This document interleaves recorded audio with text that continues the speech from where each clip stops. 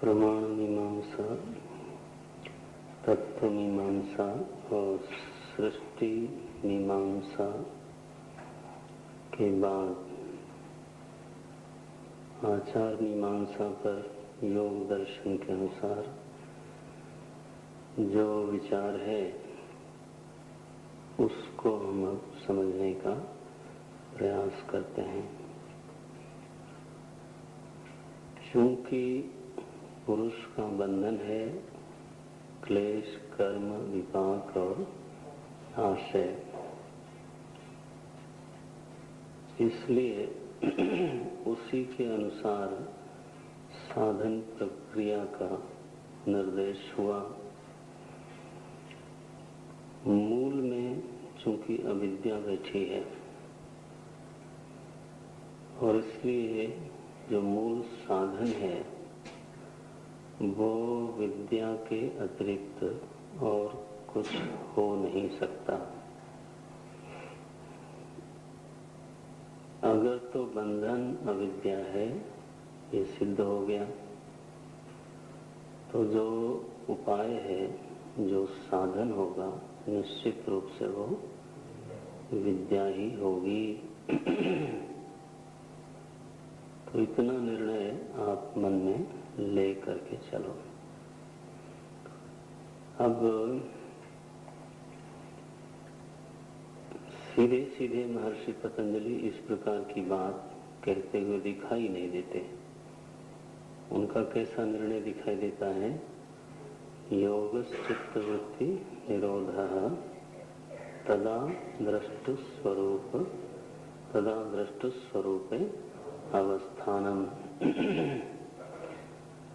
तो वृत्ति निरोध प्रमुख साधन के रूप में दिखाई देता है और इसीलिए ऐसा ही निर्णय दिखाई देता है कि जो निर्विकल्प समाधि को प्राप्त कर सका है, जो कोई भी योगी जिसकी वृत्ति निरुद्ध भूमिका में प्रवेश कर पाई है, तो उसको सारे बंधनों से मुक्ति मिल गई, सारे क्लेशों से मुक्ति मिल गई।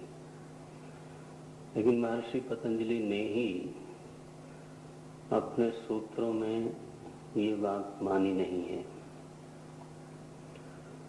जिस किसी की वृत्ति निरुद्ध हो गई बिना विवेक ख्याति के, कल हम बोल रहे थे, उसको बोलते हैं भाव प्रत्यय अथवा प्रकृति लय। वह प्रकृति में लीन हो गया है, उसको लगता है कि हम मुक्त हो गए हैं, क्योंकि वहां पर क्लेश प्रसुप्त हैं। तो उन्होंने ऐसा कहा कि ये जो बंधन है, क्लेश हैं, इनकी 4 दशाएं होती हैं: प्रसुप्त, तनु, विच्छिन्न और उदार। प्रसुप्त, विच्छिन्न, प्रसुप्त, तनु, विच्छिन्न और उदार, ये 4 दशाएं क्लेशों की होती हैं। तो जो योगी है ना, जिसको विवेक ख्याति की प्राप्ति नहीं हुई और समाधि प्राप्त हो गई अभ्यास के बल से, अभ्यास की दृढ़ता के कारण, तो मानो तो उसको असंप्रज्ञात समाधि अथवा निर्विकल्प समाधि प्राप्त हो गई। ऐसा जो महापुरुष है उसके क्लेश प्रसुप्त हैं, क्लेश दग्ध नहीं है बल्कि क्लेश प्रसुप्त हैं। उसका कारण क्या है कि उनके उद्दीप्त होने का निमित्त नहीं है, तो वो प्रसुप्त अवस्था में है, लेकिन हैं। इसका मतलब क्या हुआ कि महर्षि पतंजलि के ही मत में निर्विकल्प समाधि वास्तव में समाधान नहीं है।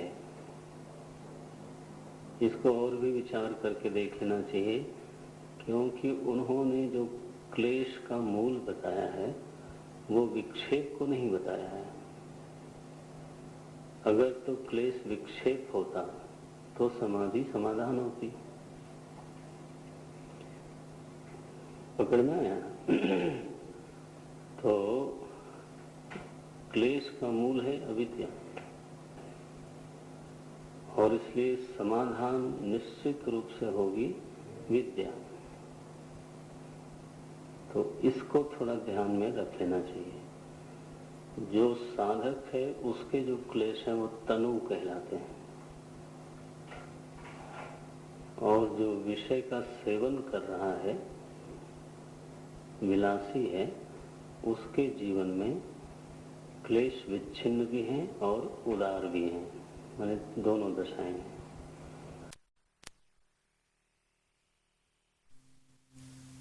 पर विच्छिन्न कट गया, लेकिन कालांतर में, अवस्थांतर में जब मानव के दुष्परिणाम सामने आए, हाँ, तो उसी विषय के प्रति द्वेष उदार हो जाएगा और राग विच्छिन्न हो जाएगा। ये तो जो भोगी है उसके क्लेश विच्छिन्न दशा में होते हैं और उदार दशा में होते हैं।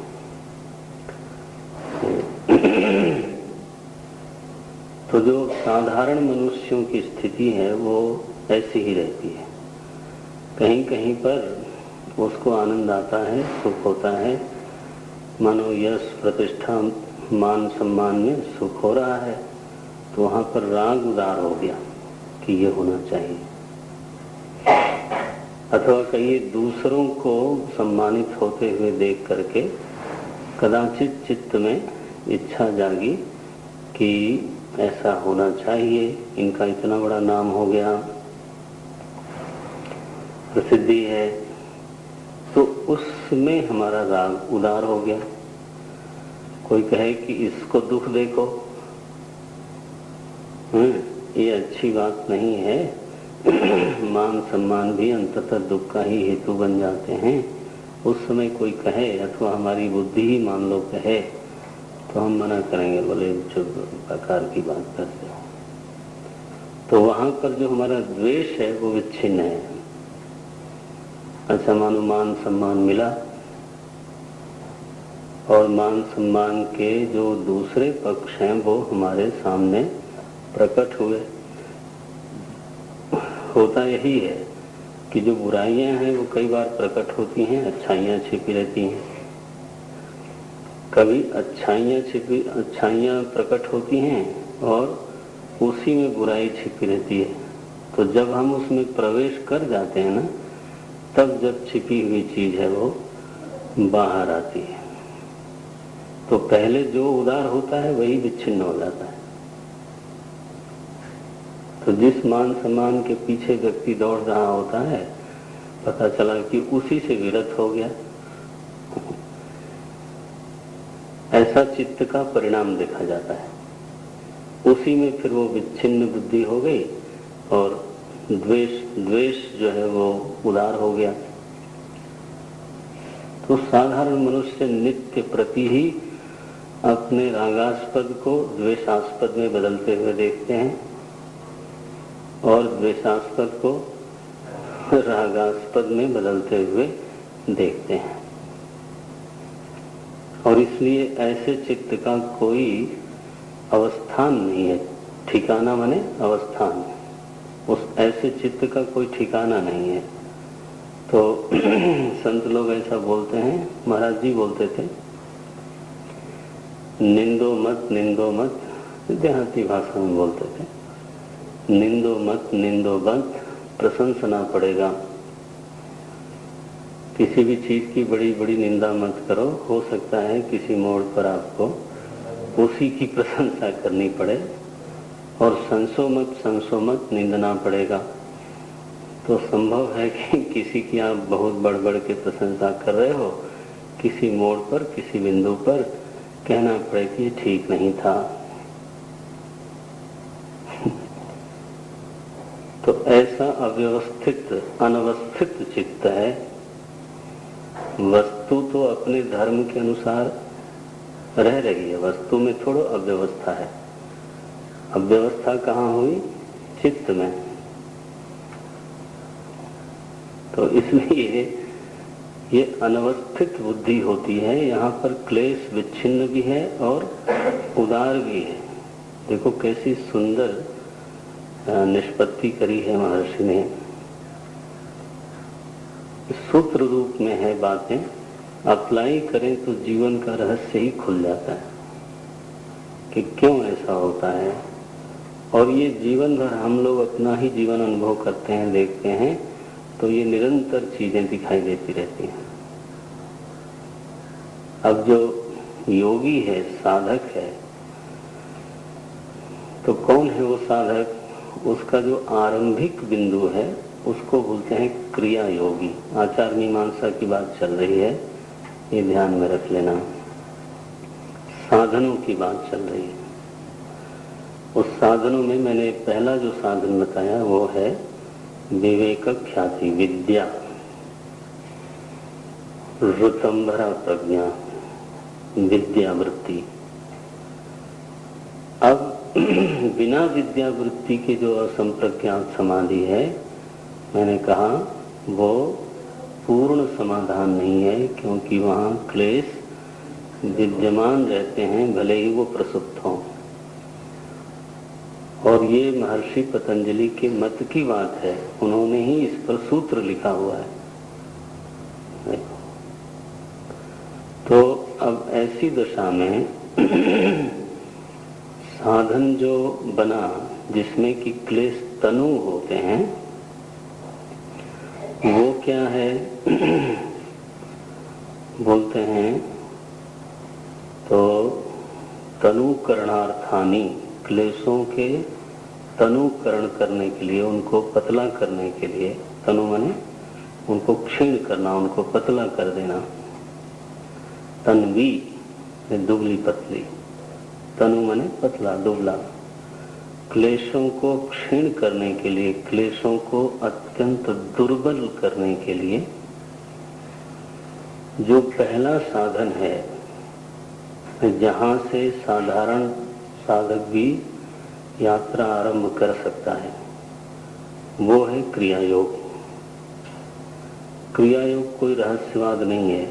ये जो बीच बीच में दूसरे दूसरे पंथ उठते रहते हैं, तो उनको तो आप थोड़े दिनों के लिए भूल जाइए, उसमें हमारी कोई रुचि नहीं है, क्योंकि उनमें चिंतन की कोई व्यवस्था है नहीं। ऐसे एक बाजार की चीज सी हो गई है। बोलने में जरा कठोर लगता है, लेकिन क्या करें। गोस्वामी जी ने बहुत नाराजगी व्यक्त करी है ऐसे लोगों पर। बोले समुझ परे ही नहीं पंथ। कैसे भाई? जिमी पाखंड वादते प्रगट भय बहु पंथ।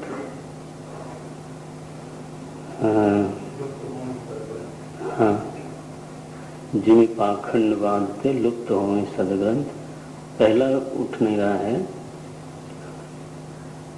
वो कहते हैं, वर्षा ऋतु का वर्णन करते समय बोलते हैं कि जब वर्षा होने लगी तो घास फूस इतनी जम गई कि जो पगडंडियां थीं, जो रास्ता था, वो छिप गया। कैसे भाई तिवारी जी? समुझी पर ही नहीं पंथ। ये अरण्यकांड की पंक्ति है। वो कहते हैं कि पंथ दिखाई नहीं देता।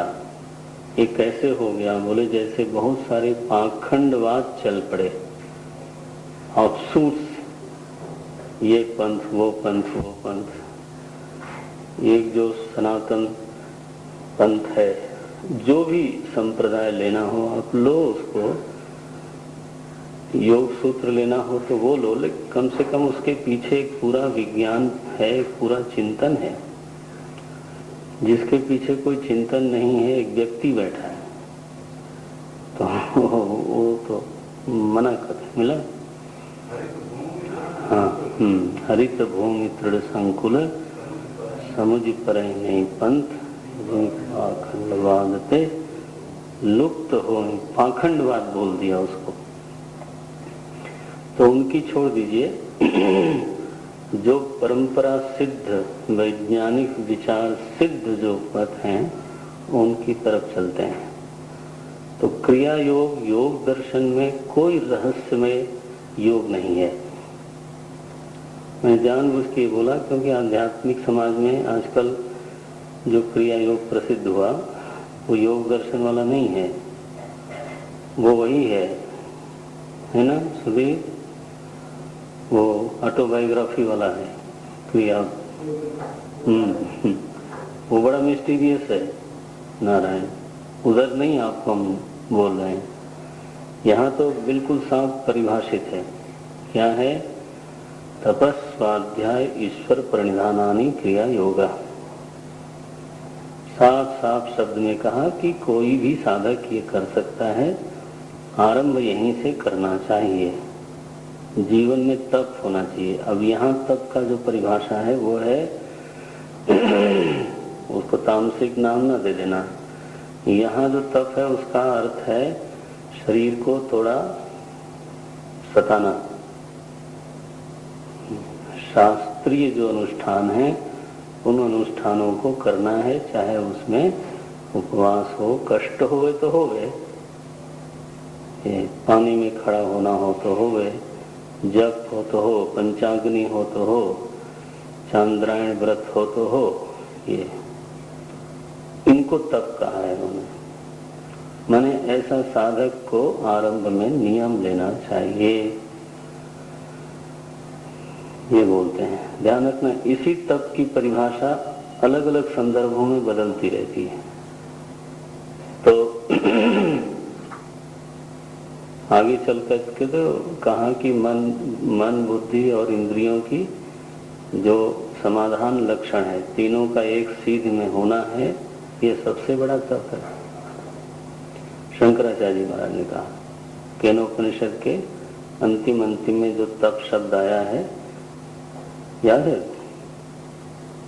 नहीं, स्मरण तो नहीं, लेकिन हाँ आखिरी में जहाँ लिखा है कायेन्द्रियाणाम मनः कायेन्द्रियाणाम समाधानम, तो वहाँ ये है कि इंटेग्रिटी ऑफ योर पर्सनालिटी। कायेन्द्रिय मनः कायेन्द्रियाणाम समाधानम का अर्थ क्या हुआ? इंटेग्रिटी, एकता तीनों की। मन में जो संकल्प आया, इंद्रियां उसका सहयोग करती हैं और काया भी उसका सहयोग करती है। इंद्रियां एक लाइन में जा रही हैं, शरीर सहयोग नहीं करता, मन कुछ और चाहता है, ऐसा नहीं। इसको बोलते हैं संगठित व्यक्तित्व। और जब तीनों अपने अपने रास्ते पे जाएं तो विघटित व्यक्तित्व, विभाजित व्यक्तित्व, सो डिवाइडेड पर्सनालिटी, और इस तरह बोलते हैं। खैर, तो यहाँ तप शब्द का अर्थ है जैनियों वाला तप, जिसको आप कह सकते हैं। कठिन तप होना चाहिए। तपः, फिर कहा स्वाध्याय। अब देखो, इसको निरर्थक नहीं समझ लेना। समर्थ गुरु रामदास कहते हैं कटी भर जल में खड़े होकर के तो श्री राम जय राम का जप करते थे। ये जय मंत्र कहलाता है। ऐसे ये पुराण में अथवा कहीं प्राप्त तो नहीं होता, लेकिन इतने बड़े महापुरुष ने उसको सिद्ध कर दिया। उसी से उन्होंने प्रभु राम का दर्शन किया, और दर्शन ही नहीं किया, प्रभु राम ने उनको उपदेश किया। वही गुरु थे उनके। इसलिए समर्थ गुरु नाम क्या पड़ा कि समर्थ गुरु। पूछा गया कौन है वो, तो राम। आप कौन हो? बोले उनका मैं दास हूँ। तो ऐसा नाम पड़ा, समर्थ गुरु राम तस्य दासः रामदासः। ये उनका पूर्व नाम नहीं था, बट तपस्या से, साधना से जब उन्होंने उसको सिद्ध कर लिया, देखो तो उन्होंने साक्षात प्रभु से ही विद्या प्राप्त की और सामर्थ्य भी प्राप्त की। और सामर्थ्य का एक समझिए बिल्कुल ही छोटी अभिव्यक्ति है राष्ट्र की स्थापना करना, शिवाजी महाराज को तैयार, ये कोई बड़ी अभिव्यक्ति नहीं है उनकी। हालांकि समाज में उसी को लोग बहुत बड़ा मानते हैं, लेकिन समर्थ गुरु रामदास संत का जो ऐश्वर्य है वो इतना ही थोड़ा होता है। शिवाजी उसको लेने के लिए अधिकारी थे, उनको मिल गया। कोई और लेने वाला अधिकारी होता तो उसको और कुछ अधिक से अधिक मिल सकता था। ये लोग तो ऐसे थे। भैंस से वेद बुलवाने वाला कोई महापुरुष हो तो उसका ऐश्वर्य थोड़ो है। बिना तो समर्थ गुरु रामदास के ही बहुत सारे राज्य बनते रहते हैं और बिगड़ते रहते हैं। तो संत का ऐश्वर्य केवल इतना नहीं हो सकता, कम से कम आप लोग ध्यान में रखना। हालांकि उनकी महिमा केवल इतनी समझी जाती है, ऐसा बिल्कुल नहीं। बड़ा तो वो तप किया उन्होंने, तो तपह। दूसरा है स्वाध्याय। हमने कल बोला था स्वाध्याय का अर्थ होता है जप। प्रधान अर्थ उसका यही है, मंत्रों का अनुष्ठान पूर्वक जप करना, तीव्र जप करना। तो यहाँ पर सायणाचार्य जी की किताब है, बड़ी अच्छी किताब, पढ़ना ज्यादा है इसमें। फिर तो वो कहते हैं कि 10 प्रकार के मंत्रों के संस्कार करके और फिर जब अनुष्ठान करता है व्यक्ति, पुरस्चरणादि का अनुष्ठान करता है, तो उसके जो क्लेश हैं वो तनु हो जाते हैं, अत्यंत दुर्बल हो जाते हैं, निष्प्रभावी हो जाते हैं। इसका मतलब है कि मृत्यु भय भी कम हो जाएगा, राग भी कम होगा, द्वेष भी कम होगा, अस्मिता भी बिल्कुल कम होगी, विनम्र संत होगा, वो विनयी होगा बिल्कुल, और अविद्या क्षीण हो गया। अविद्या क्षीण माने एक प्रहार की जरूरत है बस। उसको ये आभास तो होने ही लगता है कि शरीर जो है अशुचि है। ये तो शौच के अभ्यास से ही सिद्ध हो जाता है। शुचिता का अभ्यास करने से स्वांगे जुगुप्सा परैरसंगः, ये वो कहते हैं कि अगर शुचिता का अभ्यास किया जाए तो अपने अंगों में प्रेम नहीं रहता, घृणा हो जाती है, जुगुप्सा शब्द लिखा। और जब अपने ही अंगों में शुचि भाव नहीं रहा, जुगुप्सा हो गई, तो आप सोचो फिर दूसरे के अंगों का, कि जो कि इतना शुद्ध भी नहीं रखता अपने को, तो उसके प्रति क्या होगा। तो बोले परैरसंगः, बोले तो दूर ही रहो भाई। इसी वृत्ति के अभिवृद्धि के कारण फिर व्यक्ति जरा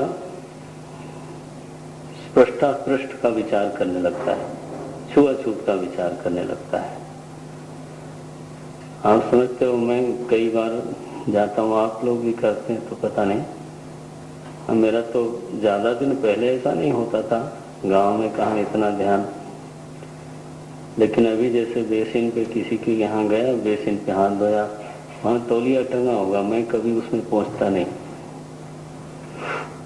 तो पता नहीं किसने पूछा है इसमें, मैं कहाँ पहुंचूं। तो मैं अपना वहीं सूख जाता है अपने आप ही। नहीं तो हाथ, हमारा गमछा तो बहुत अच्छा है, फोड़ने का तरीका भी ऐसे ही होता है। ये मुझे प्राप्त रहता है हमेशा, नाक पोंछने के लिए, मुंह पोंछने के लिए हाथ पोंछ तैयार है बिल्कुल, इतना टुकड़ा तो पाप प्राप्त है। ये ऋषि लोग ऐसे करते थे ना, दाहिने कंधे से नीचे से निकाल के बाएं के ऊपर से ले जाना। ये वेश है, आर्य वेश मानते हैं। सिंधु घाटी की सभ्यता में जो प्राप्त हुए इसी तरह से। उसमें क्या होता है कि आपकी दोनों बाहें उपलब्ध हैं, कोई बंधन में नहीं है। तो हवन आदि क्रिया, संध्या आदि क्रिया जो भी लोग करते थे उसमें तो आवरण भी है और बाहें फंसी हुई नहीं है।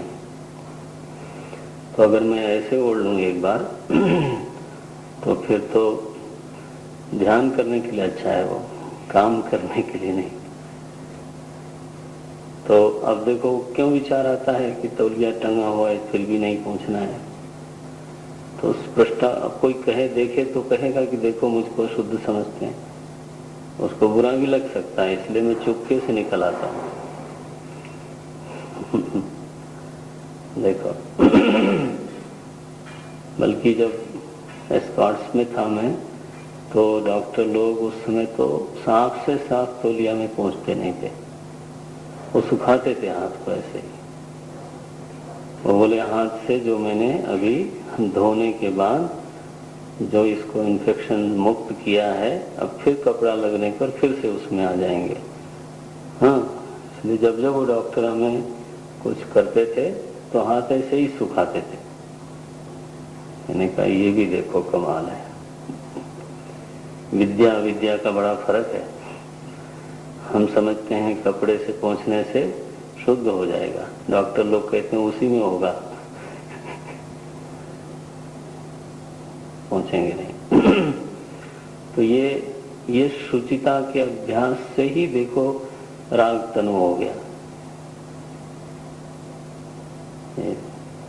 तो स्वाध्याय से, तप से राग द्वेष अविद्या सब तनु होते जाते हैं। और जो तीसरा साधन, इतना मधुर साधन बताया है, ईश्वर प्रणिधान। भगवान में पूरा भरोसा कर लो, उनकी छाया में रहते हुए, उनकी छाया को महसूस करते हुए, चाहे वेदांत श्रवण करो आप, चाहे ध्यानाभ्यास करो, चाहे आसन करो, चाहे जो मर्जी साधन करो, लेकिन सबके सब उनके छाया में, उनके संरक्षण में। ये तरीका है ईश्वर प्रणिधान। प्रभु आपकी कृपा है, आपकी योजना है, आप चाहते हैं कि मैं वेदांत श्रवण करूं, तभी आपने ये योग बनाया है। तो मैं श्रवण करता हूं और जो सुना जाता है वो मानता भी हूं, उसको हृदय में धारण भी करता हूं, लेकिन भीतर बुद्धि ये है कि ये कराया आपने है और आपकी इच्छा के अनुसार हो रहा है। ईश्वर का कहीं खंडन भी हो रहा हो तो वो भी आप ही चाहते हो कि इस चीज का खंडन हो जाए। कहते हैं परमहंस जी जब ध्यान करते थे भगवती काली आ जाती थी, तो पूछा उन्होंने तोतापुरी जी से कि क्या दिखता है, तो बोले कि तो भगवती दिखती हैं। बोले उनको हटाओ इस समय। देखो, तो वो भी उन्हीं की इच्छा है ना, प्रभु की ही इच्छा है कि अब मेरे सगुण रूप का बाध किया जाए, और जो स्वरूप है उसमें बैठे ये कब तक टंगा रहेगा बाहर बाहर। तो प्रणिधान पूर्वक ही सारे साधन होने चाहिए। ये तीन बातें जो हैं ऐसी सहज हैं, कोई इसमें रहस्यवाद नहीं, कोई कठिनाई नहीं है, और आरंभिक साधक के लिए ये महर्षि पतंजलि ने विधान किया। वो जो सूत्र हमने भी बताया प्रसुप्त विच्छिन्न आदि, वो बोल देता हूं, क्योंकि योग दर्शन के विषय में भी एक बिल्कुल सही समझ रहनी चाहिए।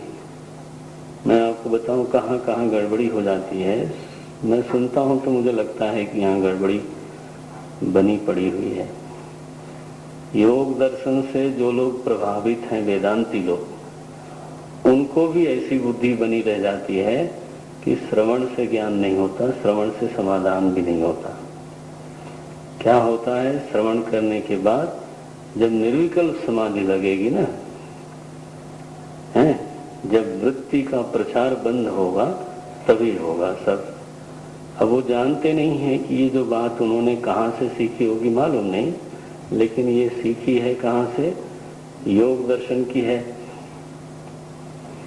और योग दर्शन में भी इसको नहीं माना गया।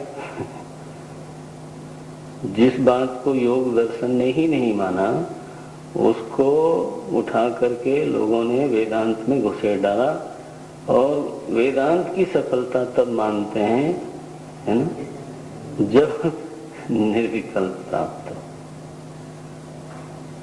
ऐसी बातें होती रहती हैं। ये ऐसा होता है कि दर्शनों का, विचारों का जो सांकरी है ना, मिश्रण है, वो परेशान करता है। तो योग दर्शन में जहाँ निरुद्ध स्थिति को भी स्वीकार नहीं किया गया, क्या बोलते हैं, ये दूसरे पाद का चौथा सूत्र है, अविद्या क्षेत्रम उत्तरेशाम प्रसुप्त तनु विच्छिन्न उदाराणाम। ये जो क्लेश है, चाहे वो प्रसुप्त हो, चाहे वो तनु हो, चाहे वो विच्छिन्न हो, चाहे वो उदार हो, ये चारों की चारों अवस्थाएं क्लेशों की अविद्या मूलक हैं, अविद्या क्षेत्रम। ये चारों ही स्थिति अविद्या के भीतर की है। अविद्या क्षेत्रम उत्तरेशाम प्रसुप्त तनु विच्छिन्न उदाराणाम। ये तो साधक की बात हम कर रहे थे। ये 2-4 दूसरे पाद का चौथा सूत्र है। सॉरी। क्रिया योग 1 आचार संहिता में ये कहा गया कि साधक को क्रिया योगी होना चाहिए, प्रणिधान सिद्ध करना चाहिए, स्वाध्याय सिद्ध करना चाहिए और तपस्या होनी चाहिए। इसमें प्रणिधान में एक परिभाषा आई, बहुत ही सुंदर परिभाषा है, इसको ध्यान में रखना आप लोग। प्रणिधान के बारे में वो कहते हैं कि प्रणिधान समस्त कर्मों का प्रभु के लिए करने का नाम है। ईश्वर प्रणिधान क्या है कि जब कोई साधक अपनी प्रत्येक चेष्टा को, जब प्रभु को समर्पित करके कर्म करता है, तब समझना चाहिए कि उसने प्रणिधान कर दिया।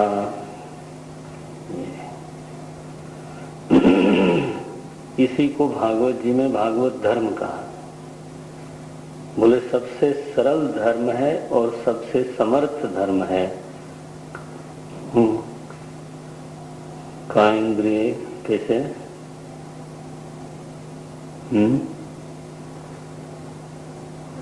यद्यत् कर्म करोमि, नहीं, कायेन वाचा, हाँ,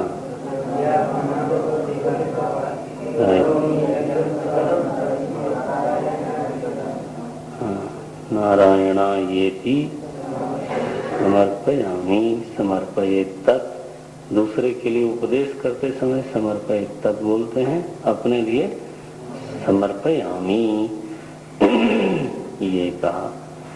तो बोलते हैं यह जो भागवत धर्म वहां बताया गया है, वही यहाँ पर कर्म का प्रभु के लिए करना, कर्म को अर्चना का पुष्प बना देना, यही ईश्वर प्रणिधान मानते हैं। बहुत ही सुंदर है लिखा। तो ये तीनों जगह ये साधन ठीक रहा, ये लिखते हैं, ये टीकाकारों का मत है। बोलते हैं ईश्वर प्रणिधानम नाम अभिहितानाम अनभिहितानाम च सर्वासाम क्रियाणाम परमेश्वरे परम गुरु।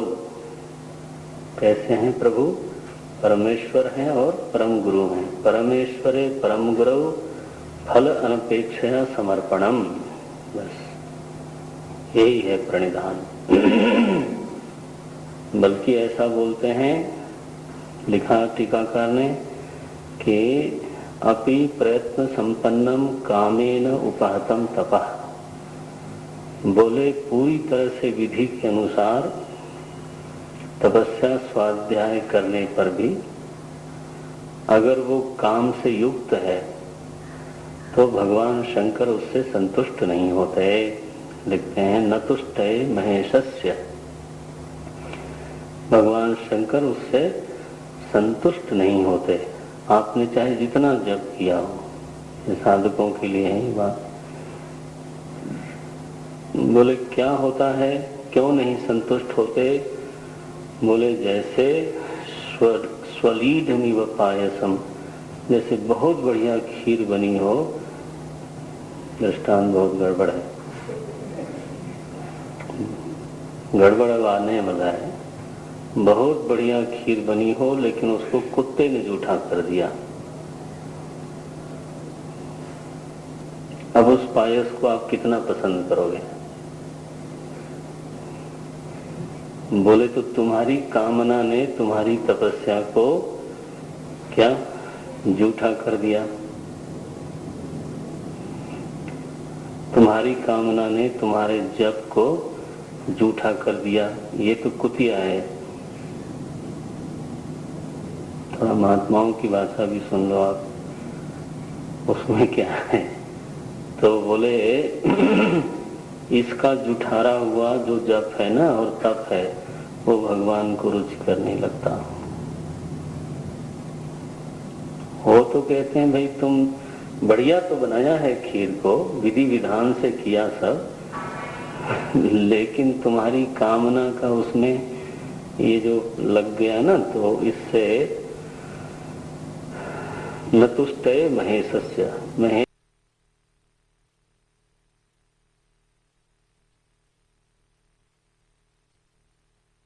बोले आप you must lead now the life of meditation. अष्टांग योग का मतलब क्या हुआ कि जीवन पूरा का पूरा उठा करके इस लक्ष्य की तरफ मोड़ देना है। 8 अंग क्या क्या हैं? बोलते हैं यम है, नियम है, आसन है, प्राणायाम है, प्रत्याहार है, धारणा, ध्यान और समाधि। बिल्कुल प्रसिद्ध है साधक समाज में, ये अष्टांग योग कहे जाते हैं। यम नियम आसन प्राणायाम प्रत्याहार धारणा ध्यान समाधि। इसमें यम नियम जो है 10, ये आप समझो कोड ऑफ कंडक्ट है। एक ध्यानशील साधक को व्यवहार करते समय कैसा रहना है, और जब वो व्यवहार नहीं करता अकेले है तब कैसा रहना है। यम है व्यवहार का विज्ञान और नियम है अकेले अपने एकांत का विज्ञान। यम में क्या क्या आया? बोले सत्य, ब्रह्मचर्य, अहिंसा, अपरिग्रह, अस्तेयम। बोले अगर किसी को समाधि में प्रवेश करना है तो जो समाधि विरोधी व्यवहार है उसको त्याग करना पड़ेगा। तो झूठ का अगर व्यवहार होता है तो चित्त में उसको धारण करना पड़ेगा। झूठ को याद रखना पड़ता है। झूठ के साथ साथ फिर ध्यान रखना 2 और चीजें हैं, कठोर भाषा और अहितकारी भाषण। ये सत्य शब्द जब वाणी के अनुशासन की बात आती है तो उसमें ये तीनों बात इकट्ठे आती है। अनुद्वेग करम वाक्यम, अभी आपने गीता में है ना 17वें अध्याय में गीता का अध्ययन करते समय पढ़ा होगा। अनुद्वेग करम वाक्यम सत्यम प्रियम हितम जयत। तो वाक्य ऐसा होना चाहिए जो दूसरे को उद्वेग न करे। दूसरे को उद्वेग करने वाला वाक्य पहले खुद को उद्विग्न करता है, दूसरे को उद्विग्न करेगा, फिर दूसरा उसका जवाब देगा तो मैं और उद्विग्न होऊंगा। अब ये जो चित्त की उद्विग्न अवस्था है वो समाधि के बिल्कुल विरुद्ध है। ये देखो, तो वाणी का ऐसा अभ्यास हो गया जो ये क्रोध करने वाले ध्यान से सुने, है ना, कि ये समाधि के ठीक विपरीत व्यवहार हो गया। अच्छा, जब अहित दूसरे के अहित में हमारी वाणी का व्यवहार होता है तो ये बड़ा विचित्र है। वाणी का जो देवता है ना, वो कौन है? अग्नि। और निकली कहाँ से ये? नहीं, जीवा से नहीं। अग्नि है देवता इसका, दिग देवता है। कौन है? अग्नि उसका उपादान कारण है। आकाश उसका नहीं। कौन है इसका उपादान कारण? आकाश है। अग्नि देवता है, लेकिन उपादान कारण इसका आकाश का राजसांश है।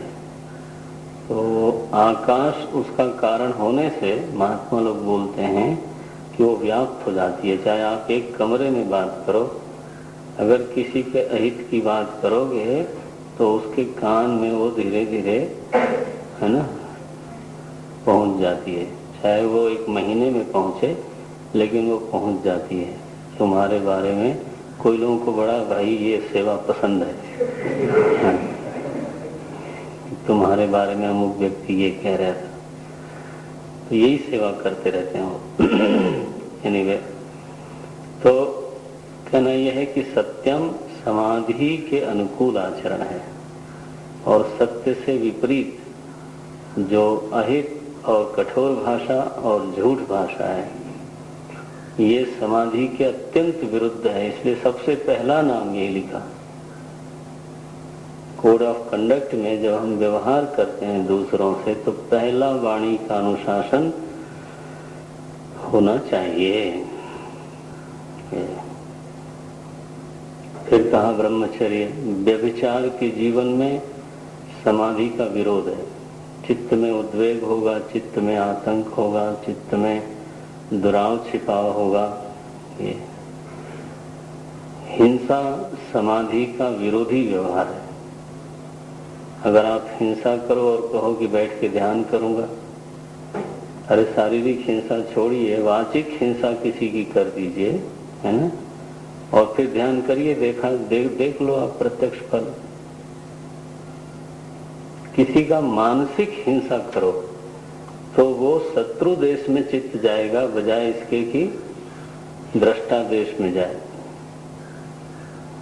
तो ये पूरा विज्ञान है। जिस चीज को मना करते हैं वो इसलिए मना, उसका क्राइटेरिया क्या है कि जो समाधि के विरुद्ध है वो आपको नहीं करना है। इतनी बात समझ लो। तो ये जो 5 चीजें बताई हैं, ये पांचों समाधि के अनुकूल हैं, और इसके विरुद्ध अगर कोई जीवन जीता है तो वो समाधि विरोधी जीवन जीता है और चाहता है समाधि। उल्टी बात है। माने सत्य विरोधी हो, ब्रह्मचर्य विरोधी हो, हिंसा हो जीवन में, और फिर चोरी की, अरे रामा, इतोत चकित चला बढ़ियाई। रावण जैसा आदमी जो है चोरी करने जब गया तो वो भड़बड़ाते हुए घुसा, जैसे कोई सड़क का कुत्ता हो। ये लिखा गोस्वामी जी ने, गरियाया उसको पहले ही दिन। माता जी का हरण करने गया था ना, तो गोस्वामी जी ने कहा, लाओ मैं अपना हिसाब पहले चुकता करता हूँ। तो उन्होंने रावण को उसी क्षण कुत्ता कह दिया। 110 शीश स्वान की नाई, ये गाली दी। इमि कुपंथ पग देत खगेशा, रहन तेज बल बुद्धि लवलेशा। ये तो अस्तेय तो बहुत जरूरी है, चोरी की वृत्ति बिल्कुल ना हो। अब इसकी परिभाषाएं हैं, आपको खुद पढ़ना पड़ेगा। इतनी बढ़िया इस पर चर्चा है योग दर्शन में और व्यास भाष्य में, साधकों के लिए अमृत है। मैं तो केवल अब नामोल्लेख कर सकता हूँ। सो अस्तेयम और अपरिग्रह। बोले जो परिग्रह है वो समाधि विरोधी है, क्योंकि जो प्रॉपर्टी है ना, it needs your attention. Unattended property will not remain with you. अगर तो संपत्ति है और आप उसको प्रॉपरली मैनेज नहीं करते हो तो फिर वो प्रॉपर्टी है वो आपकी वफादार नहीं होती, किसी की वफादार नहीं होती, वो तो बेवफा चीज है। वो तो अगर आप रख सकते हो तो रखो, नहीं रख सकते हो तो जो चाहता है वहां चली जाएगी। ये दूसरा ये है कि जो समाधिशील व्यक्ति है उसका चित्त होने लग जाता है अंतर्मुखी, और जब वो झंझट आती है ना तो बड़ा उलझन होती है उसको, अब कहाँ संभाले, क्या संभाले, कैसे संभाले। समाधि के लिए चाहिए उसको एकांत, और एकांत में अगर आपके पास माल टाल ज्यादा हो, हाँ एकांत हो और माल टाल ज्यादा हो तो दूसरे बड़े प्रसन्न होते हैं, बोले ये मिला, बड़ा नरम नरम चारा दिखता है ये। You become the most soft target for the bad elements. तो पता चला कि महात्मा जी की टांग तोड़ दी। कोई महाराज बदमाश ऐसे हैं, वो कहते हैं कि बिना कर्म किए हम लेते नहीं कुछ।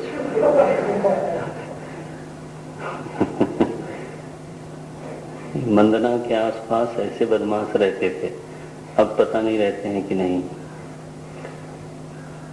जयदेव महात्मा डर न जाए इसलिए मैं ज्यादा नहीं बोलता। असल में हुआ ही कि बंजारे थे पहले, तो बंजारों को गवर्नमेंट ने उठा करके कल्याण में बसाया, आपको मालूम होगा कि नहीं।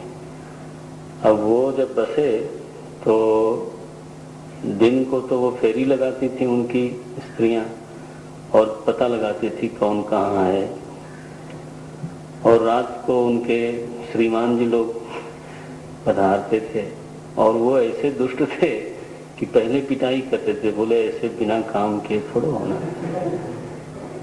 पंपिंग सेट पर एक बुढ़िया रहती थी, उसको महाराज छत से फेंक दिया। अब मैं सोता था बाहर, गर्मी में बिजली होती नहीं वहां, तो मैं मच्छरदानी लगा के खेत में बाहर सोता था। तो मुझे गांव के लोग बोलते थे कि महाराज ये मत किया करिए, कहीं आ गए सब। मैंने कहा वो फिर देखा जाएगा जो भी होगा, कमरे में गर्मी में कौन सोए। कोई नहीं सोता था उनके निष्काम कर्मयोग के कारण। कहना यह है कि परिग्रह जो है वो समाधि समाधान वृत्ति होने की बजाय फिर वो बिखरती है, आतंकित करती है व्यक्ति को। इसलिए एकांतवास का परम उपकारी साधन है अपरिग्रह। अगर कोई अपरिग्रही न हो तो एकांतवासी तो बिल्कुल नहीं हो सकता। उस आदमी को सबसे घनी आबादी में जाके मकान लेना चाहिए जिसके पास पैसा ज्यादा है। वहां चोर बदमाश आने में थोड़े से डरेंगे। वहां गेट लगना चाहिए दोनों तरफ।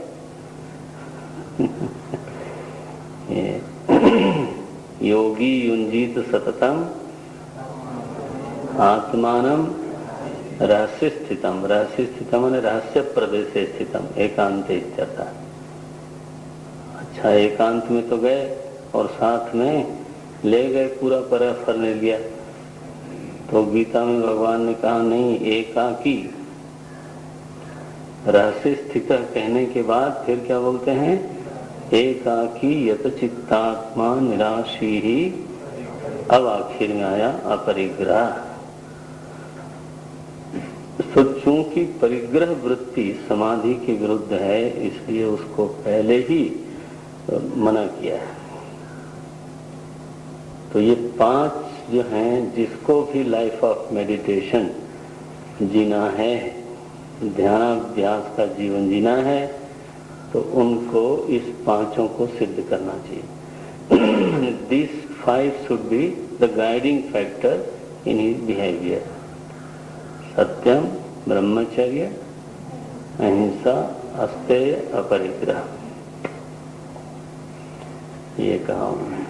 अब इसका डिटेल आपको योग दर्शन में देखना पड़ेगा। मैंने इतना डिटेल है कि एक एक अगर चरम तक पहुंच जाए ना तो सिद्धियां प्राप्त होने लगती हैं। अहिंसा प्रतिष्ठायाम तत्सन्निधौ वैरत त्याग, ये देखो सत्य में प्रतिष्ठा हो जाए तो है? जो बोलता है वो सच हो जाता है, ऐसे बोलते हैं। अस्ते में प्रतिष्ठा हो जाए तो है? हाँ, बाहर की चीजें आने लग जाती हैं उसके जीवन में। ये सिद्धियां हैं। मैंने कोई साधन और नहीं किया, केवल इन वैल्यूज को जीवन में पक्का 99% 100% कोई उतार ले तो वो कहते हैं सिद्धियां प्राप्त हो जाती हैं। उससे बड़ी बड़ी ब्रह्मचर्य से बल की प्राप्ति होती। क्या लिखा? वीर्य लाभा। देखो एक असाधारण बल की प्राप्ति होती है। और भी है क्या ब्रह्मचर्य के ऊपर? नहीं। तो इस तरह की स्थिति है। आप देखना, इसको पढ़ना चाहिए इन चीजों को। फिर नियम आया, दूसरा जो अंग है अष्टांग योग में से नियम। नियम क्या है? बोले अपने अकेले रहने पर व्यक्ति को किन नियमों में रहना है? शौच पहला नियम ये है। शुचिता पूरी होनी चाहिए। जितना शुचि होगा व्यक्ति, चित्त भी उसी के अनुसार शुच्याकार बना रहता है। चित्त तो ना उसका अपना तो कोई आकार नहीं है, तो आसपास जैसा होता है उसी का वो आकार धारण करता है। तो जितनी शुचिता होती है चित्त उसी का आकार लेकर के प्रसन्न रहता है। इसलिए शुचिता का पूरा प्रयास होना चाहिए। और इस शुचिता में मालूम है सादगी शामिल हो जाती है। क्योंकि अगर तो कोई व्यक्ति सुखी रहना चाहता है तो बहुत ताम झाम लेकर के सुखी रहना बहुत कठिन है। तो कम चीजें होंगी, सादा होगा वस्त्र, सादा होगा सारा व्यवहार, तभी वो सुचिता का अकेले रह करके अभ्यास कर सकता है। नहीं तो आपको पूरा एक सेवकों की फौज चाहिए, तब जाके सुचिता होगी। और कारपेट लगा दिया तब तो नारायणम। वो ऐसी बड़ी प्यारी सी चीज है कि सब आत्मसात करते जाती है। क्या करें। तो बहरहाल शौच, संतोष, जीवन में इस तरह की चीजें खोजनी है कि जिससे तृप्ति बनी रहे, कंगाली का अनुभव न हो, आनंद के अभाव की अनुभूति न हो। तो चाहे वो साधन हो, चाहे कोई पढ़ने का तरीका हो, चाहे आसन करने का तरीका हो, प्राणायाम हो, माने कुछ साधन इस तरह की पूजा हो, पाठ हो। उन्होंने कहा संतोष प्राप्त हो जाना चाहिए, माने तृप्त होना चाहिए जीवन में। अगर संतोष नहीं हुआ मान लो तो फिर उसको पाने के लिए आदमी को बाजार में जाना पड़ेगा और समाधि छोड़नी पड़ेगी। To entertain himself, then he has to go somewhere. Yeah. तो संतुष्ट जीवन होना चाहिए। सम काइंड ऑफ कोई ऐसी साधनात्मक क्रियाएं जीवन में लेनी चाहिए जिसमें वो मगन रहे, तृप्त रहे। शौच, संतोष, तपह, असुविधाओं को तप बुद्धि से सहना। तप बुद्धि से सहना तो पड़ता है, लेकिन तप बुद्धि से सहना अलग चीज है। शौच, संतोष, तपह, स्वाध्याय माने जप और पाठ, और अंत में ईश्वर प्रणिधान। देखो ये हुआ नियम। अब हुआ आसन। तो आसन क्या हुआ? महर्षि पतंजलि ने तो संभवतः एक ही सूत्र लिखा है इसमें, स्थिर सुखम आसनम। शरीर को ठीक रखने के लिए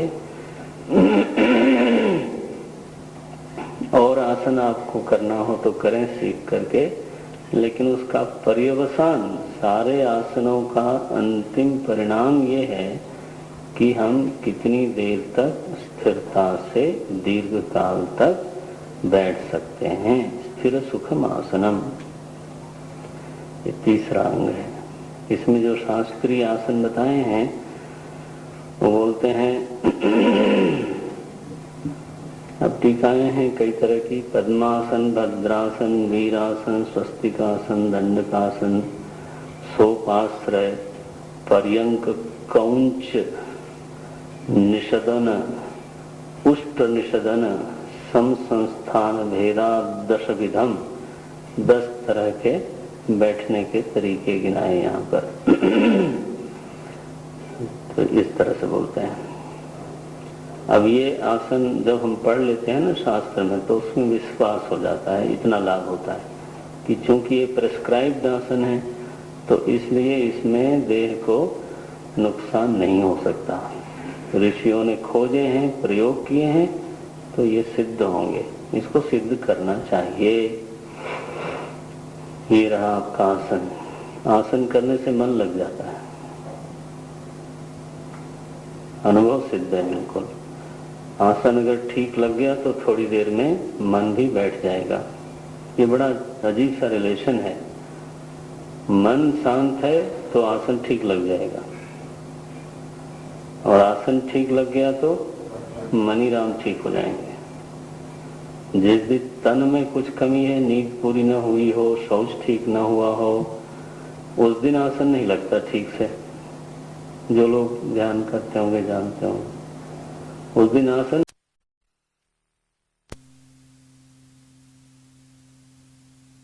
अब बोले आप, you must lead now the life of meditation. अष्टांग योग का मतलब क्या हुआ कि जीवन पूरा का पूरा उठा करके इस लक्ष्य की तरफ मोड़ देना है।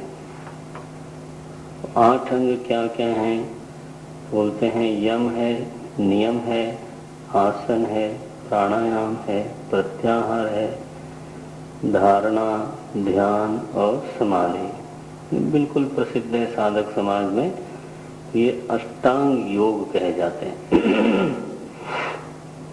यम, नियम, आसन, प्राणायाम, प्रत्याहार, धारणा, ध्यान, समाधि। इसमें यम नियम जो है 10, ये आप समझो कोड ऑफ कंडक्ट है।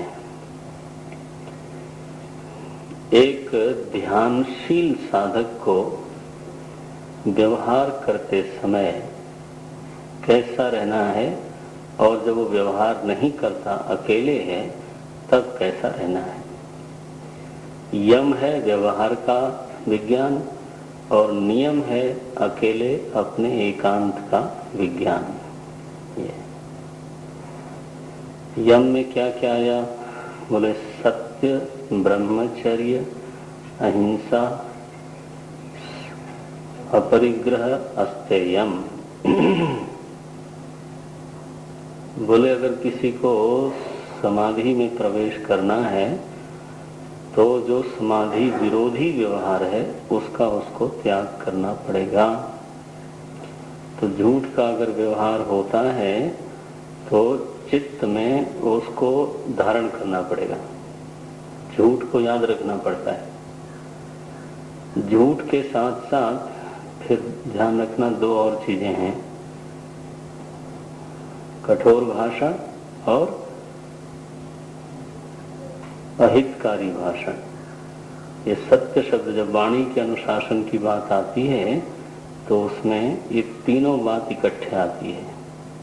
अनुद्वेग करम वाक्यम, अभी आपने गीता में है ना 17वें अध्याय में गीता का अध्ययन करते समय पढ़ा होगा। अनुद्वेग करम वाक्यम सत्यम प्रियम हितम चयत।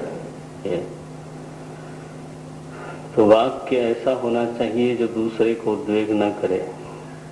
दूसरे को उद्वेग करने वाला वाक्य पहले खुद को उद्विग्न करता है, दूसरे को उद्विग्न करेगा, फिर दूसरा उसका जवाब देगा तो मैं और उद्विग्न होऊंगा। अब ये जो चित्त की उद्विग्न अवस्था है वो समाधि के बिल्कुल विरुद्ध है।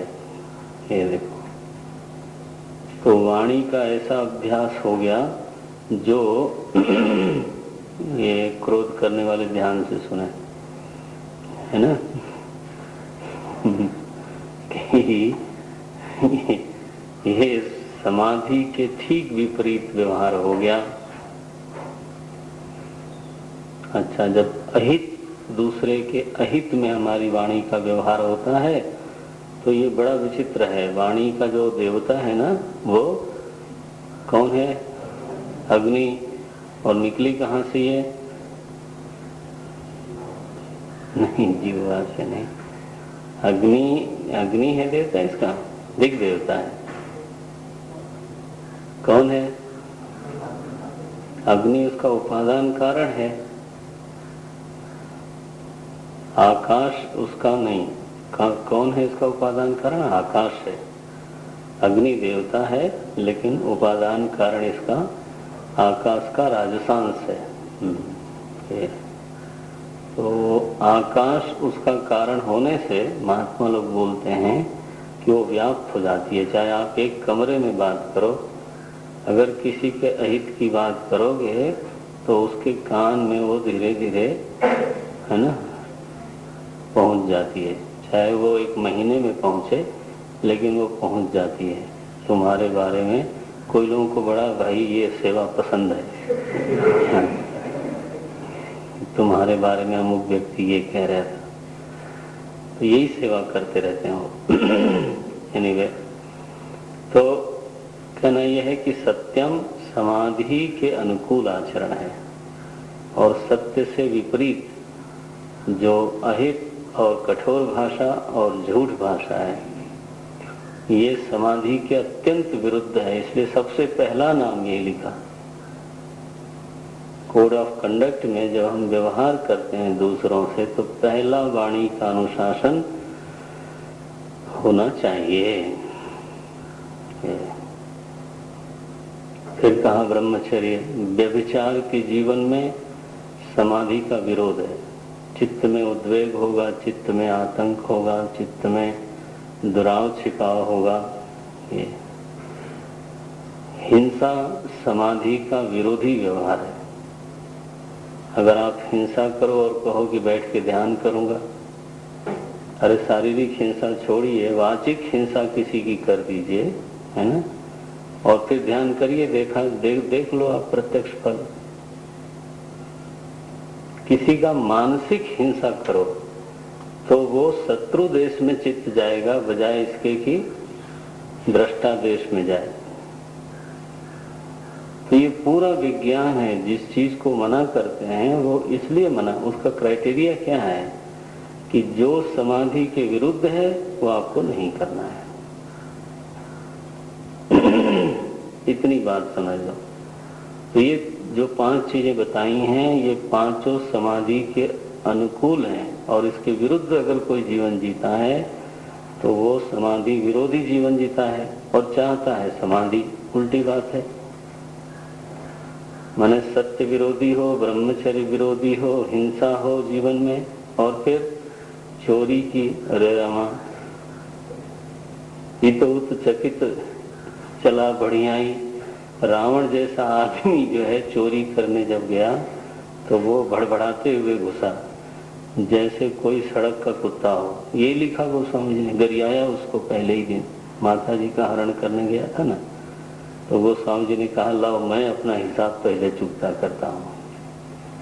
तो उन्होंने रावण को उसी क्षण कुत्ता कह दिया। 110 शीश स्वान की नाई, ये गाली दी। इमी कुपंथ पग देत खगेशा, रहन तेज बल बुद्धि लवलेशा। ये तो अस्तेय तो बहुत जरूरी है, चोरी की वृत्ति बिल्कुल ना हो। अब इसकी परिभाषाएं हैं, आपको खुद पढ़ना पड़ेगा। इतनी बढ़िया इस पर चर्चा है योग दर्शन में और व्यास भाष्य में, साधकों के लिए अमृत है। मैं तो केवल अब नामोल्लेख कर सकता हूँ। सो अस्तेयम। और अपरिग्रह, बोले जो परिग्रह है वो समाधि विरोधी है, क्योंकि जो प्रॉपर्टी है ना, it needs your attention. Unattended property will not remain with you. अगर तो संपत्ति है और आप उसको प्रॉपरली मैनेज नहीं करते हो तो फिर वो प्रॉपर्टी है, वो आपकी वफादार नहीं होती, किसी की वफादार नहीं होती, वो तो बेवफा चीज है। वो तो अगर आप रख सकते हो तो रखो, नहीं रख सकते हो तो जो चाहता है वहां चली जाएगी। ये दूसरा ये है कि जो समाधिशील व्यक्ति है उसका चित्त होने लग जाता है अंतर्मुखी, और जब वो झंझट आती है ना तो बड़ा उलझन होती है उसको, कहाँ संभाले, क्या संभाले, कैसे संभाले। समाधि के लिए चाहिए उसको एकांत, और एकांत में अगर आपके पास माल टाल ज्यादा हो, हाँ, एकांत हो और माल टाल ज्यादा हो तो दूसरे बड़े प्रसन्न होते हैं, बोले ये मिला, बड़ा नरम नरम चारा दिखता है ये। You become the most soft target for the bad elements. तो पता चला कि महात्मा जी की टांग तोड़ दी। कोई कोई महाराज बदमाश ऐसे हैं, वो कहते हैं कि बिना कर्म किए हम लेते नहीं कुछ।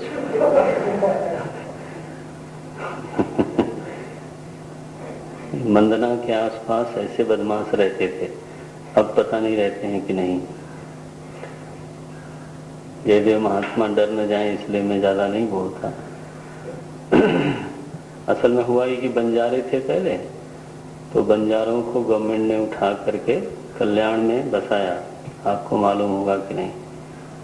अब वो जब बसे तो दिन को तो वो फेरी लगाती थी उनकी स्त्रियां, और पता लगाती थी कौन कहाँ है, और रात को उनके श्रीमान जी लोग पधारते थे, और वो ऐसे दुष्ट थे कि पहले पिटाई करते थे, बोले ऐसे बिना काम किए थोड़ा होना।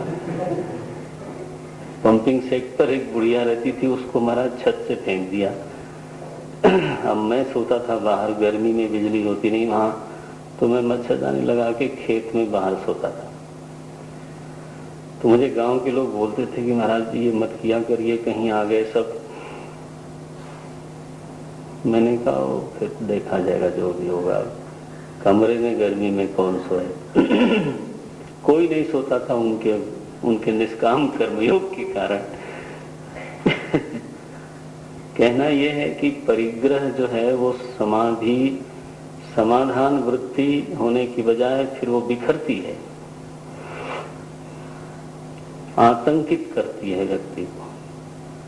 इसलिए एकांतवास का परम उपकारी साधन है अपरिग्रह।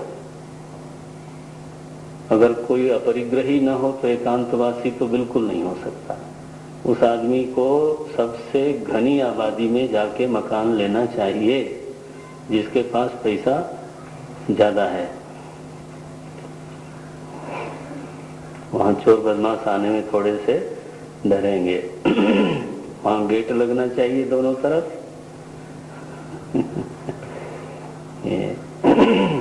योगी युंजीत सततम आत्मानम रहस्य स्थितम। रहस्य स्थितम माने रहस्य प्रदेशे स्थितम, एकांत इत्यर्थ। अच्छा, एकांत में तो गए और साथ में ले गए पूरा परफर ले लिया। तो गीता में भगवान ने कहा नहीं, एकाकी रहस्य स्थित कहने के बाद फिर क्या बोलते हैं, एकाकी यत चित्तात्मा निराशी ही। अब आखिर में आया अपरिग्रह। तो चूंकि परिग्रह वृत्ति समाधि के विरुद्ध है, इसलिए उसको पहले ही मना किया है। तो ये 5 जो हैं, जिसको भी लाइफ ऑफ मेडिटेशन जीना है, ध्यानाभ्यास का जीवन जीना है, तो उनको इस 5 को सिद्ध करना चाहिए। These 5 should be the guiding factor in his behavior.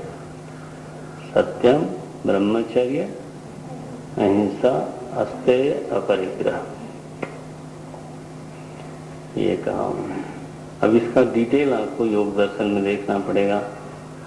मैंने इतना डिटेल है कि एक एक अगर चरम तक पहुंच जाए ना तो सिद्धियां प्राप्त होने लगती हैं। अहिंसा प्रतिष्ठायाम तत्सन्निधौ वैरत्याग, ये देखो, सत्य में प्रतिष्ठा हो जाए तो हाँ? जो बोलता है वो सच हो जाता है, ऐसे बोलते हैं। अस्तेय में प्रतिष्ठा हो जाए तो हाँ, बाहर की चीजें आने लग जाती हैं उसके जीवन में। ये सिद्धियां हैं। मैंने कोई साधन और नहीं किया, केवल इन वैल्यूज को जीवन में पक्का 99% 100% कोई उतार ले तो वो कहते हैं सिद्धियां प्राप्त हो जाती हैं। उससे बड़ी बड़ी ब्रह्मचर्य से बल की प्राप्ति होती। क्या लिखा? वीर्य लाभा। देखो, एक असाधारण बल की प्राप्ति होती है। और भी है क्या ब्रह्मचर्य के ऊपर? नहीं।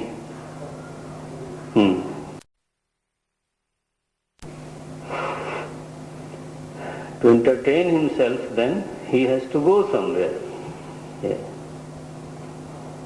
तो संतुष्ट जीवन होना चाहिए। सम काइंड ऑफ कोई ऐसी साधनात्मक क्रियाएं जीवन में लेनी चाहिए जिसमें वो मगन रहे, तृप्त रहे। शौच, संतोष, तपह, असुविधाओं को तप बुद्धि से सहना। तप बुद्धि से सहना तो पड़ता है, लेकिन तप बुद्धि से सहना अलग चीज है। शौच, संतोष, तपह, स्वाध्याय माने जप और पाठ, और अंत में ईश्वर प्रणिधान। देखो, ये हुआ नियम। अब हुआ आसन। तो आसन क्या हुआ? महर्षि पतंजलि ने तो संभवतः एक ही सूत्र लिखा है इसमें, स्थिर सुखम आसनम। शरीर को ठीक रखने के लिए और आसन आपको करना हो तो करें सीख करके, लेकिन उसका पर्यवसान, सारे आसनों का अंतिम परिणाम ये है कि हम कितनी देर तक स्थिरता से दीर्घ काल तक बैठ सकते हैं। स्थिर सुखम आसनम, ये तीसरा अंग है। इसमें जो शास्त्रीय आसन बताए हैं वो बोलते हैं, अब टीकाएं हैं कई तरह की। पद्मासन, भद्रासन, वीरासन, स्वस्तिकासन, दंडकासन, सोपाश्रय, पर्यंक, कौंच निषदन, उष्ट निषदन, सम संस्थान भेदा 10 विधम। 10 तरह के बैठने के तरीके गिनाए यहाँ पर। तो इस तरह से बोलते हैं। अब ये आसन जब हम पढ़ लेते हैं ना शास्त्र में, तो उसमें विश्वास हो जाता है। इतना लाभ होता है कि चूंकि ये प्रेस्क्राइब्ड आसन है तो इसलिए इसमें देह को नुकसान नहीं हो सकता। ऋषियों ने खोजे हैं, प्रयोग किए हैं, तो ये सिद्ध होंगे। इसको सिद्ध करना चाहिए। ये रहा आपका आसन। आसन करने से मन लग जाता है, अनुभव सिद्ध है बिल्कुल। आसन अगर ठीक लग गया तो थोड़ी देर में मन भी बैठ जाएगा। ये बड़ा अजीब सा रिलेशन है। मन शांत है तो आसन ठीक लग जाएगा, और आसन ठीक लग गया तो मनीराम ठीक हो जाएंगे। जिस दिन तन में कुछ कमी है, नींद पूरी न हुई हो, शौच ठीक न हुआ हो, उस दिन आसन नहीं लगता ठीक से। जो लोग ध्यान करते होंगे जानते होंगे, उस दिन आसन नहीं लगेगा कायदे से, लेकिन फिर भी लगाना चाहिए। उससे ये होगा कि थोड़ी देर में वो चीजें बेहतर हो जाएंगी, पहले से बेहतर हो जाती हैं। आसन स्थूल है, मन सूक्ष्म है, तो मन को शांत करना वो कठिन मामला है। शरीर को तो ठीक किया ही जा सकता है, ये हुआ आसनम। सारे शास्त्रों में जितना भी ध्यान का प्रसंग आता है, भागवत से लेकर के गीता से लेकर के यहाँ तक कहा गया, समम काय शिरो ग्रीवम धारयन् अचलम स्थिरम अचलम स्थिरः, यही आसन बताया गया है। कई लोग पूछते हैं आजकल की लेट के ध्यान करने पर कैसा होगा, तो अब वो बताया नहीं है तो मेरी क्या हिम्मत है ऐसा बताने की। कोई नया सिद्ध कर ले उसमें तो अब फिर वो उसकी परंपरा वो चलाएगा तो मुझे कोई आपत्ति नहीं है, लेकिन लोग ऐसे हैं। अच्छा भाई, प्राणायाम आता है, बहुत बढ़िया। कहते हैं प्राणायाम क्या चीज है, बोलते हैं सांस तो चली रही है आपकी भगवान की दया से, अभी तो चल रही, मैं देखता हूँ सारे की चल रही है, तो प्राण तो चली रहे हैं सबके, लेकिन उसमें गति विच्छेद करना क्या सूत्र है भाई?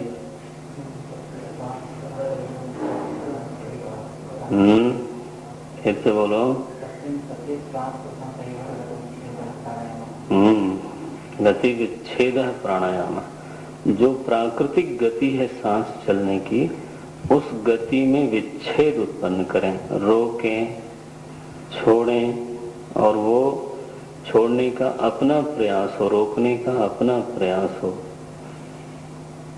उतने को प्राणायाम बोलते हैं। गति विच्छेद को ही, श्वास प्रश्वास तो चल ही रहा है, उसमें गति का विच्छेद करना। अब वो विच्छेद कितने तरह के होते हैं उसका बहुत विस्तार है, सीखना चाहिए। लेकिन जो साधारण है, जिसको लोग अनुलोम विलोम बोलते हैं, उसको भी थोड़ा रोक रोक करके, जितना हमारा क्या बोलते हो फेफड़ा, लंग्स को फेफड़ा ही बोलते हैं, फेफड़े को बर्दाश्त हो उतना कुंभक करते जाएं धीरे धीरे। अपना तो ऐसा ही अनुभव कहता है कि धीरे धीरे वो सामर्थ्य फिर बढ़ती जाती है, कुंभक प्रधान होता जाता है, रेचक की सामर्थ्य बढ़ती, मैंने जितनी देर तक चाहे तो निकालें।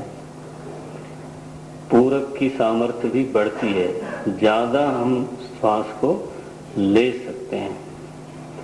लेकिन ये स्वसंवेद्य जो आत्मसम्मत अनुभूति है ना, उसको पकड़ के चलना चाहिए, ऐसा मैं समझता हूँ। एक आइडियल सामने होता है, लेकिन फिर आपके लंग्स क्या बोलते हैं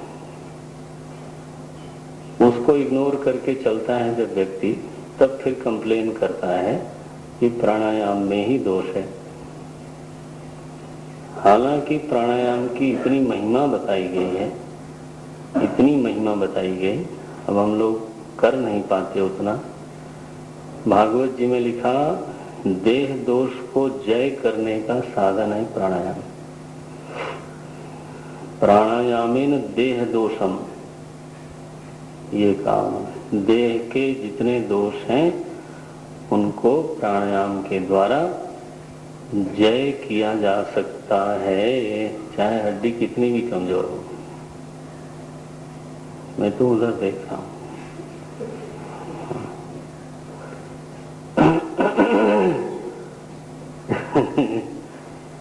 करना चाहिए, धीरे धीरे धीरे धीरे बढ़ता है, अपने आप ही उसमें रुचि भी बढ़ती जाती है, उसका अपना एक रस निकलने लगता है। कहते हैं महर्षि अरविंद 6 महीने या 6 वर्ष, 6 महीने कमरे से बाहर ही नहीं निकले प्राणायाम कर। ऐसा है, लोगों ने सिद्ध किया। यहाँ बोलते हैं तो ये योग सूत्र को कोट किया है, तस्मिन् सति श्वास प्रश्वास योः गति विच्छेदः प्राणायामः। उसका फल है, बहुत प्रकार बताए यहाँ पर, कितने तरह के प्राणायाम होते हैं, लेकिन उसका जो फल बताया है, लिखते हैं दह्यन्ते दह्यन्ते ज्ञाम यमानानां धातूनां हि यथा मलाः प्राणायामैस्तु दह्यन्ते तद्वत् इंद्रिय जामलाः। तो इंद्रिय जो इंद्रियों से लाए हुए मल हैं शरीर में, वो दह्यंत, जैसे धातु को अग्नि में डालने से उसके मल नष्ट होते हैं, वैसे शरीर के जो दोष हैं वो नष्ट हो जाते हैं। यहाँ तक आचार्यों ने माना है कि तपो न परमम प्राणायामात् इति, प्राणायाम से बड़ा कोई तप नहीं है, ऐसा बोला है। तपो न परम प्राणायामा इति। ये अष्टांग योग में जो चौथा नंबर का साधन है प्राणायाम, बहुत प्रबल साधन माना गया है। नारायण। अब पांचवा है प्रत्याहार। प्रत्याहार क्या चीज है? इसकी आप लोग वेदांत में उसको पढ़ते हो उपरामता, उपरमणम, इंद्रिय को विषय देश से उठा लेना, इंद्रिय को विषय देश में न जाने देना, इसको बोलते हैं उपरामता। यही अर्थ है प्रत्याहार का। आहार माने होता है आहरियन्ते की आहाराः, विषय का आहरण करना। विषय बाहर है, इंद्रियों से उसको भीतर ले जाना। प्रत्याहार माने क्या हुआ? प्रति, उसका उल्टा करो कि बाहर के विषय को बाहर ही छोड़ दो। विहित होने पर भी, निषिद्ध न हो, विहित हो तो भी अगर आपको आवश्यक नहीं लगता है तो उसको दूर ही रखना चाहिए। प्रत्याहार का अभ्यास बढ़ाना चाहिए। टाइम की बचत होती है, अंतर्मुखता बढ़ती है। प्रत्याहार का जो असली रूप बताया है बहुत सुंदर है। वो कहते हैं, योग दर्शन में ही वो परिभाषा बताई गई, स्व विषय असंप्रयोगे। इसलिए शुद्धता की ओर अब आप ध्यान बढ़ाओ।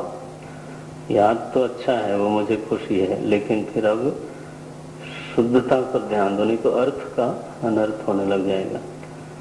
स्व विषय असंप्रयोगे, इंद्री का उसके विषय में संप्रयोग ना हो। हाँ, इंद्री का उसके विषय के प्रति प्रयोग ना हो तो इंद्री की दशा क्या होगी?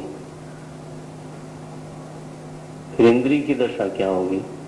बोलते हैं चित्त स्वरूपानुकार एवं इंद्रियाणाम प्रत्याहार। बहुत ही सुंदर परिभाषा, अद्भुत है। तब इंद्रियां क्या होती हैं? वो चित्त से एकाकार हो जाती हैं।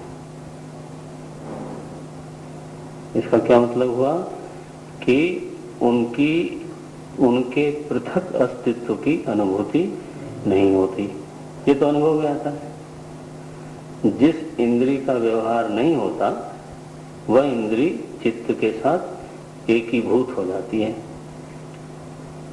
ऐसा नहीं कि हम देख नहीं रहे हैं तो आंख बतावे कि मैं भी हूं, हाथ बतावे कि मैं भी हूं, ना ना, तो चित्त मात्र हो जाता है।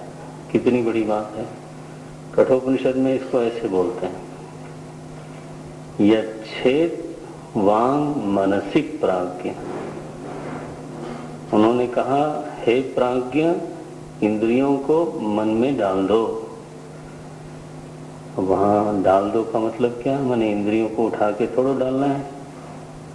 केवल प्रत्याहार करिए तो इंद्रियां मन के साथ एक हो जाती हैं, मन के साथ अभिन्न हो जाती हैं। मन ही बचता है, इंद्रियों का पृथक भान नहीं रहता। ये तो प्रत्याहार का असली अर्थ तो यह हुआ कि चित्त मात्र की अनुभूति हो और दशेंद्रियों की अनुभूति न हो। ये देखो, ये तो बड़ा लाभ है। आप समझते हो? इंद्रिय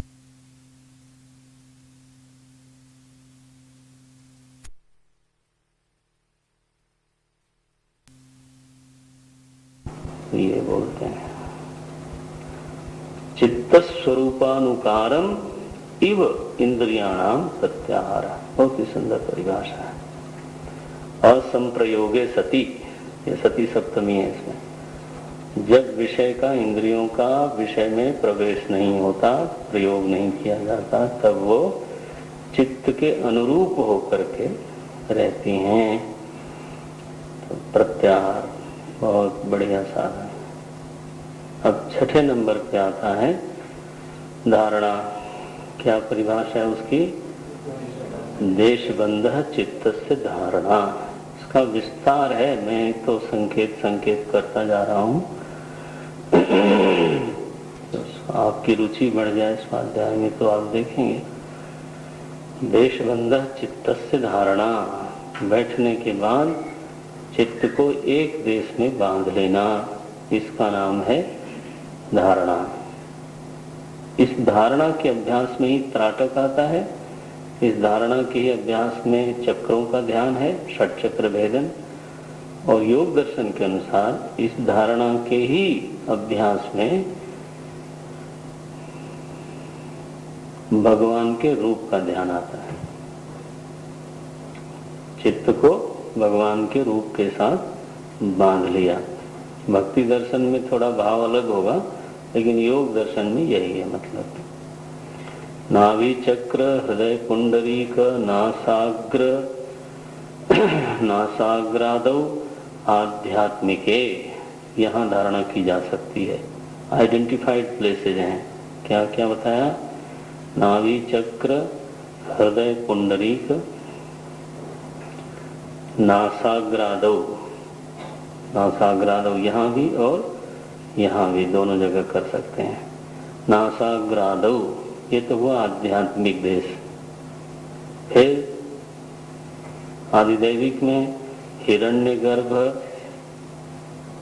ये सगुण ब्रह्म, वासव माने इंद्र, प्रजापति प्रवृत्ति के बाह्य, इन दोनों में कहीं भी तो चित्त को धारण करना, स्थिरीकरणम धारणा, ये बोलते हैं। ध्यानम क्या? तत्र प्रत्येकतानता ध्यानम। धारणा तो हो गई, अब वहीं पर चिंतन होने लग जाए उसी देश का, उसी देश के बारे में,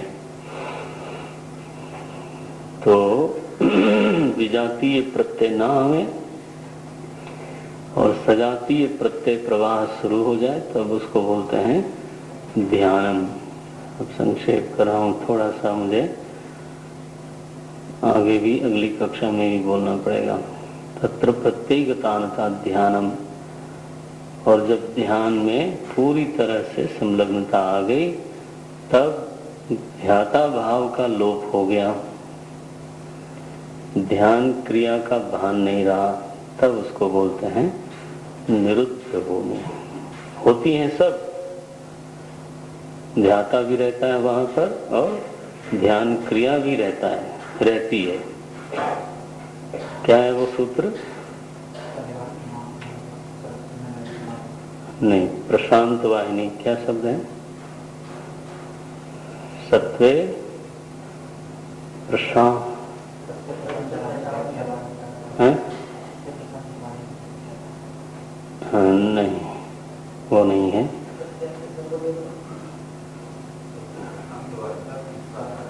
ये तस्य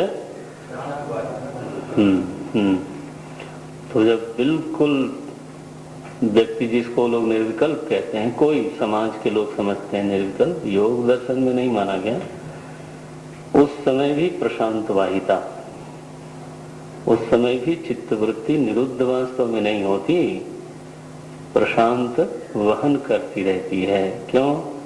संस्कारा, पीछे से संस्कार चले हुए हैं। केवल ध्याता और ध्यान क्रिया का भान नहीं होता, तब उसको ये लोग बोलते हैं निरुद्ध भूमि। तो ये बोलते हैं अष्ट अंग हैं, इन अंगों का अनुष्ठान करने से योग की सिद्धि होती है। योग क्या हुआ? दृष्ट स्वरूपे अवस्थानम। ये तो 8 हुए योग के अंग, ध्यान गया। और अंगी कौन है? अंगी है दृष्टु स्वरूप। ये हुए 8 अंग और अंगी हुआ दृष्टा का अपना निज स्वरूप, उसमें बैठ जाना। तो आचार मीमांसा में, साधन मीमांसा में इस तरह का वर्णन है। थोड़ा संक्षेप